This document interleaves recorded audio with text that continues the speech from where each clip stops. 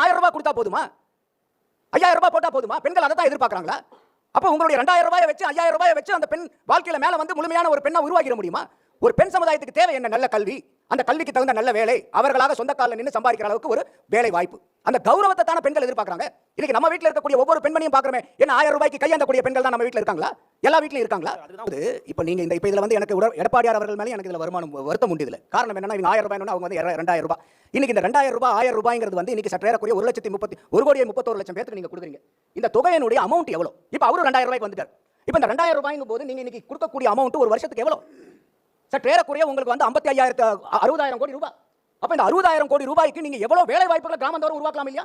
அப்ப அந்த கிராமந்தோறும் வேலை வாய்ப்பை உருவாக்கி அதுல பெண்களுக்கு மட்டும் வேலை கொடுங்க சார், ஆண்களுக்கு அது கிடையாது. அது மகளிருடைய உரிமை திட்டம்னு போட்டீங்கன்னா அது உரிமை. சும்மா பாக்கெட்ல எடுத்து கொடுக்கிறதுக்கு என்ன போய் உரிமை? அது ஊர்ல தான் சொல்லுவாங்க, ஆயா பேர் கைவி பேர் பாட்டின்னு. அப்ப பேரை மாத்திக்கிட்டா போதுமா? உரிமைங்கிறத இலவசமா கொடுக்கறத பேரை மட்டும் மாத்திக்கிட்டா போதுமா?